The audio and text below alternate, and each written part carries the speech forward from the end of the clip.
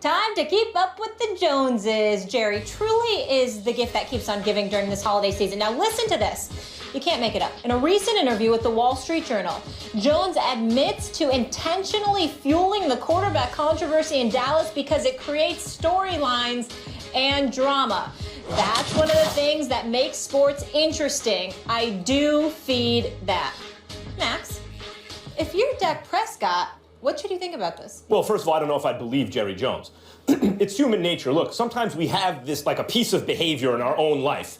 And after the fact, we try to figure out why we did something. And so we map on these reasons in retrospect. Well, I did this because of that, as though it followed this very logical cause and effect pattern and we had it planned out, when in reality, if you really think about it, no, we didn't. We don't know. There are reasons we did it, but it wasn't those reasons. Just now it makes sense that we said that. And I think he's embarrassed by the fact that he caused this controversy. And now I think Jerry Jones is making this up. At least maybe not intentionally lying or anything, just mapping on reasons that would make sense now, given what's happened, whether that's conscious or unconscious. That's the first thing I would think if I were Dak Prescott. The next thing I would think is, if this dude is telling the truth, and that's the way he intends, or that's the kind of leadership he wants to show for this franchise as the owner, who also likes to be called coach and is the self-appointed GM, although we know his son now, thankfully for the Cowboys fans, has much more influence on personnel decisions, then I would say, what kind of way is that to lead? If we are to take Jerry Jones at his word,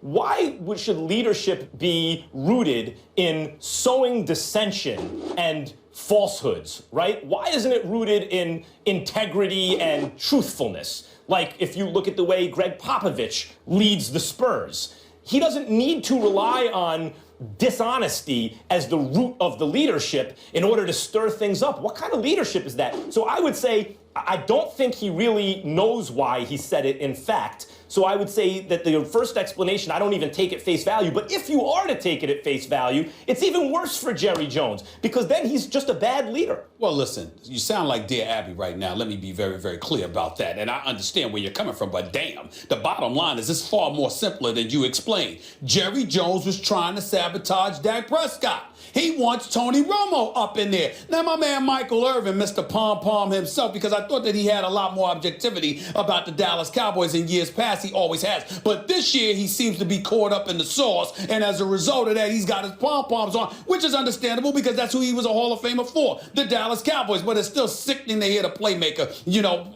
just bloviate about them. Having said all of that, he tried to make the point Jerry Jones is just playing games here because he's trying to elevate Tony Romo's value around the league to give the impression that he's far, far more valuable than people realize, so he could get something in exchange for Tony Romo. If that was the case, listen, that would make sense to me. Let me tell you why it doesn't make sense. Because him talking about Tony Romo doesn't speak louder than Tony Romo's resume. He's 78-49 as a starting quarterback for the Dallas Cowboys in his NFL career. That would speak volumes for Tony Romo, not Jerry Jones pontificating about him. We don't need to hear Jerry Jones on that. Jerry Jones knows this. Jerry Jones was trying to sabotage Dak Prescott.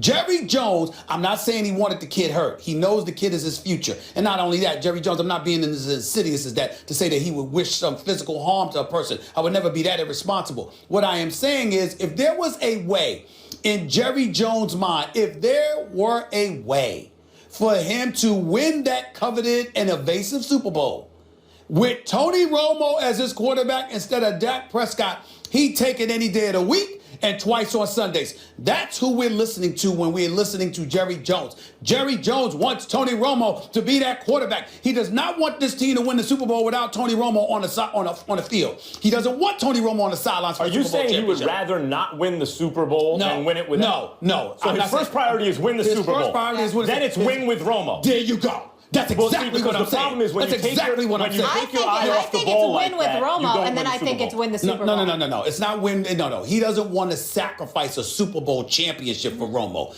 But if he could have, if he could have, that's right. He can't get out of his own way. But if he could have the Super Bowl and Romo, that would be ideal. Most owners are like this. Give it to me any way I can get it. I can give a damn. No. Jerry wants Romo. So you believe him that he truly feels this way, that he's intentionally fueling that? Absolutely. He's lying, and I'm going to say he's lying. He wants Tony Romo up in there. This is not a game to him.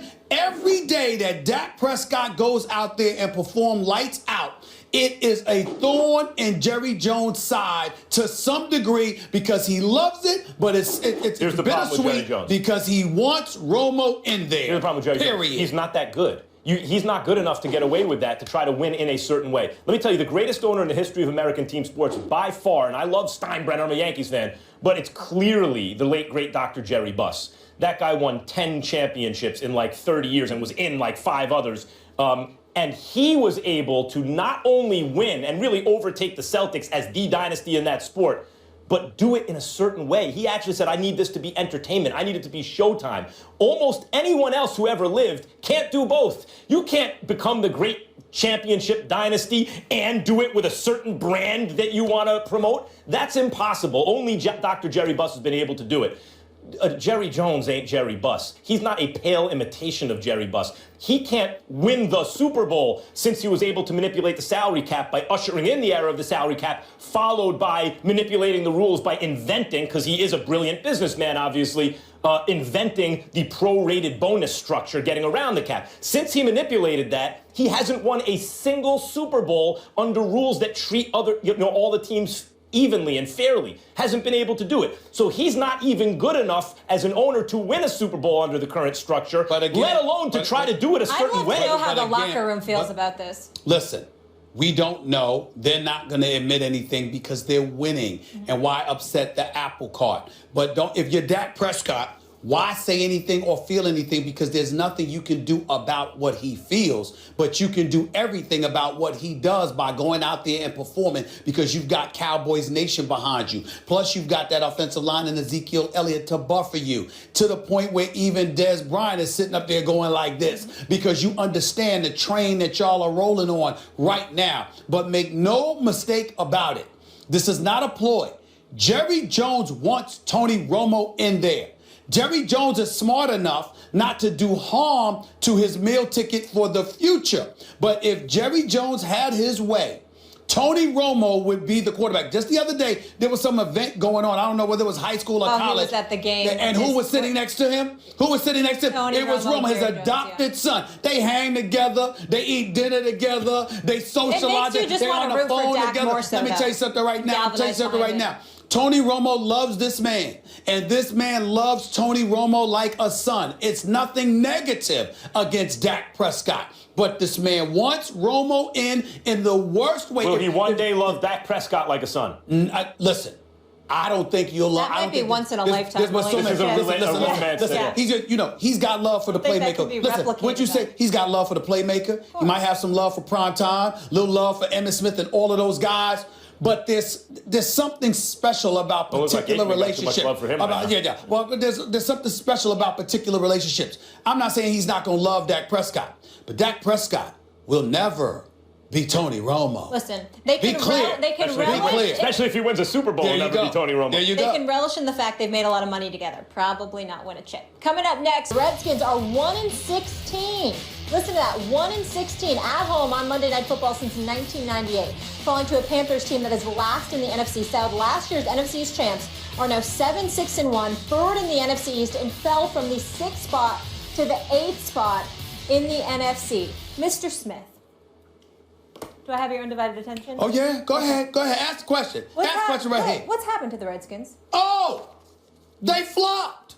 I'm sorry. Let me. How would you like me to do this, Max Kellerman? Do you want me to say they flop? You want me to go like this? You want me to go like this? That's what y'all want me to do? Don't get in trouble. I don't know. I just remember they were talking a lot. I didn't know slash mark or whatever. I said choke. I ain't getting no trouble for choking. You choked. I didn't choke. You understand? I'm not wishing ill will upon you. I believed in the Redskins. Am I not? Am I lying? Did I not believe in them? Did I not talk about Deshaun Jackson? Did I not talk about Pierre Garçon? Did I not talk about Jordan Reed? Did I not talk about all of these dudes? Did I not talk about Matt Jones? Did I not warn that dude to not run his mouth before they played against the Cowboys? because they ain't had a running game since. Did I not warn him about that? Did I not talk about Kirk Cousins and how I applauded this man, believing in himself, betting on himself, approaching his final year of the contract, taking a franchise tag for $19.95 million?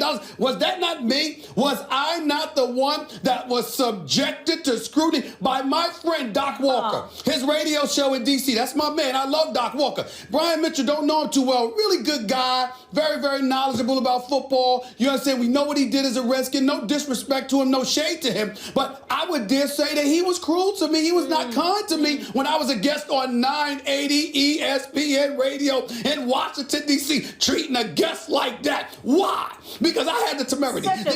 Because I had the temerity, the unmitigated gall to sit up there and say, excuse me, why are you walking around here calling yourself the champions of the NFC East and all of this other stuff when the Dallas Cowboys are in first place? That was me. That was me. If y'all don't believe me, if y'all don't recall what the video stated, could you show it, please? Take it away. We won the damn East, not Philly, not Dallas, not all of them. We won the East. You better remember we got that damn title. Y'all forgot who the real champs of the NFC East is. Everybody looking on the champs. You see what I'm saying? You see what I'm saying? This is not about numbers. This is not about the night that Cam Newton had. This is not about the night that the Redskins, statistically speaking, they didn't show up. They were missing tackles. They were dropping passes. This was about the fact that this was a Monday night game. By the way, a Monday night game, I think they've lost 16 of their last 17 appearances on Monday Night Football. I would dare make the argument that Redskins should be banned from Monday Night Football. I don't think they should be allowed. Why do you get to lose that much on national TV? We shouldn't be subjected to such ineptitude. I would say that the NFL schedule makers should prohibit, forbid, ban the Washington Redskins from Monday Night Football until further notice, because I think a legitimate argument can be made that they no longer belong on national television. Your offense couldn't get anything going. Your defense couldn't make stops when it needed to. You had Josh Norman out there, okay? You know that you acquired him. He's a $50 million man guaranteed, $75 million overall. You were looking for him to make some noise, but he needed help. And you had a whole bunch of dudes on the Redskins who are relative rough riders. We know they can play. I got respect for them, but we question, what did I say? Just like the Cowboys can be an accident waiting to happen, what do I say about the Redskins? They are allergic to prosperity. The second you expect anything from this team, they don't show up. Poor John Gruden there, watching his little brother coach this team last night, being subjected to this nonsense on national television. But I'm not surprised, because when you chirp and chirp and chirp, these are the kind of things happening. And by the way, I've gotten on the Dallas Cowboys for not winning a Super Bowl since 1995. Really? Oh. The Redskins haven't won one since 1991. 1991. This team is 25 years and counting away from a Super Bowl. The team with the Hogs, the team with, Joe Gibbs is the coach. Joe Theismann was a Super Bowl. Mark Ripien won a damn Super Bowl, for crying out loud. Douglas Williams, the first black quarterback to do it.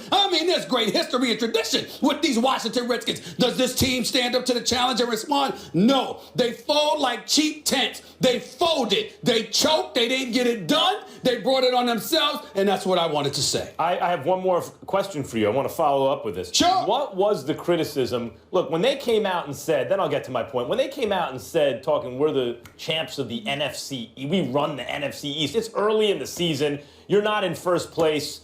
Who cares who wins you got to be kidding me. You get shellacked in the playoffs in your one playoff game last year, whooped up on and at home, and you're talking smack early in the next season. So you were critical of them. You said they were cruel to you when you went on. How were they cruel? What did they say? I must say, I'll allow me to regurgitate that. Doc Walker is the voice of the Redskins. That's my brother. I love him. I'm just playing around with. That's my man. Okay. But my man Brian Mitchell, I don't know him that well, but cool brother. He go on the radio show and I'm like, yo, man, could you let me talk? I ain't ask you to be on the damn show. I don't care whether you're on the show or not. I was like, treating a guest this way. He was so disrespectful to me. What was their argument, though? Their argument was, why you going to get on the Redskins like that? But they're not that good. Because, you would just speculate. You just guessing about what? That I saw him walking into the locker room talking smack, so I had a comment about it. It wasn't like I did some insider report and reported some false information or something like that. All I did was say, what the hell are you worried about the NFC? Today is the day. Look, even if you were guessing, your guess turned out to be right. To answer your question directly, it seemed to be a bit personal to me. It seemed like Brian Mitchell felt like I was talking about him, like he's still playing for the Redskins. No, when he was playing for the Redskins, they were actually winning games. Not the case right now. Yeah, well, so I mean, what's up? They win like half their games. Listen, here's the thing about Washington, and they took it personally, which means they're also thin-skinned on top of being mediocre. They are, as Richard Sherman once said about Crabtree, which it hasn't turned out to be true, but it is true about Washington, mediocre. Your franchise, actually a terrible owner, actually a subpar franchise. But the team, this iteration of the franchise, this team is mediocre. Mm-hmm. You're an 8-8 type team. And for them to pretend that they're otherwise and to be critical of you or anyone, which also shows they're thin-skinned, is ridiculous. And today is the day for those who predicted that they're mediocre or that you shouldn't be bragging early in the season about running the NFC East when you're not even in first place at that point. That's the day that those people get to gloat, and you have to shut up. Now, here's the problem with Washington. Go ahead. And this is what I took from the game. I thought you just said the problem very eloquently, I might add, but continue. Thank you very much. But continue. The problem is this. The playoffs are on the line. You are at home on Monday Night Football, favored against a team with, though they're not mathematically eliminated in Carolina, nothing to play for. That team looked like it quit on this season long ago. You're favored to win, and they come into your house on Monday Night Football. And this is the most troubling thing if you're a Washington fan. On both sides of the ball, in terms of the running game, they were dominated. Now, why is that significant? Because at this point of the season, what that comes down to is the point of attack on the line of scrimmage. And what that comes down to is who's ready to play. So the bottom line is the Washington franchise rolled over and said, scratch my belly. With the playoffs on the line, at the point of attack on the line of scrimmage, they got punked. Both sides of the ball. Right. That is a mediocre team that is not ready for prime time. Well, you can say they're a mediocre team. They don't have mediocre talent to me. I think Jordan Reed is a stud. He was stupid last night for getting himself kicked out of the game. That just wasn't smart. First of all, what the hell are you doing punching somebody with a helmet on? They got a helmet on and you're using your fist to punch them. That's just dumb, okay? I'm sorry, I'm not calling him dumb. I'm calling his actions dumb, stupid, idiotic, and worthy of being ejected from the game just for stupidity alone. What the hell are you? First of all, you're fragile enough. You're always injured. And then you're going to sit up there with your hand and punch somebody's helmet? That's just stupid. That's number one. Number two, Lassie, I told you I'm naming names here. This dude, Robert Kelly, remember him? Oh, you're back on him? Hold on, wait a minute. This is the dude that talked about what do you call the Cowboys? The Cowgirl? Cowgirls. Right, before he played the Cowboys. So they happened to lose that game. That game, he rushes for 37 yards. 37 yards. Do you know this man hasn't had more than 63 yards rushing in the game since? And oh, by the way, last night, 9 carries, 8 yards. So you chirped and opened your mouth, and sure enough, you ain't getting it done. And so I look at stuff like that. I'm not going to get on my man Chris Baker because he's got a mouth, but he backs it up. He can play the whole bit. Collectively speaking, they got to get something together. I don't know if Jay Gruden is the answer, but at the same time, I can't put last night on him. They're professionals. They get paid. If there was something schematically wrong and guys were wide open and y'all seem to be a bit discombobulated, that I will point the finger at. But in terms of effort, in terms of making tackles, in terms of making catches, I can't put that on Jay Gruden. I got to look at this team. And please don't get me wrong. Doc Walker, I'm playing around because I got nothing but love for them. But Doc Walker knows his football. Brian Mitchell knows his football. I will lean on them to give me the expertise on the nuances that may have transpired yesterday. You think you'll get a call today? Every year you need the nuances, they never win. Well, I'm just saying, but they call it out. I'm saying they call it like they see it, so I'm good with that. Right. I'm just simply saying, with this Redskins team, you got Josh Norman, you got Breland, you got Kerrigan in the crew, you got Baker in the crew. On offense, Garcon, Deshaun Jackson, Crowder's big time. Come on, you got all the weapons. They don't have the guys up front on defense. To me, they are an averagely talented team on offense. They're over a playoff average, team on defense under average, maybe barely. Let me tell you something. Forget about the fact that they have an arrogant and unapologetic owner who should change the name of that team years ago and is doubling down. It's stupid and arrogant. glad you brought it up Number because one. that's where your heart lies. Well, okay, fine. Oh, Number that's two, fair. I'm also a Giants fan. Let me tell Washington, and I lived in D.C. for 15 months. At least I had an apartment down there when I was hosting originally Around the Horn in 0203. Yes. I know what kind of football town that is. It's an insane football town. There is no town in the United States of America that cares more about their team than Washington cares about their team. I acknowledge that, guys. But let me just tell you what it's like to be a Giants fan, a fan of another team in the NFC East. I see the Cowboys on the schedule. I'm like, ooh, I want to get them. That's going to be a tough game. I see the Eagles on the schedule. Even when the Eagles aren't good, like I'm worried about this week's game with the Eagles because they always play the Giants tough. The one team, and it doesn't mean that the Giants always win this game, where the other NFC East teams go, oh, good, we got them on the schedule, is Washington. The rest of the division loves to see you on the schedule because everyone else we view as a tougher situation than Washington. They are the ones, even when they won the division last year, even when they had RG3, and I was like, uh-oh, he's a problem. I was still happier to see them on the schedule coming up than the Cowboys or the Eagles. The difference between those old teams and this one is this one has more mouth. They talk a lot. Yeah. And they fail to back it up. Well, they won't win it Period. again this year. We They're haven't a had a generic repeat team. champ in They're the a generic NFC team. East in 12 years.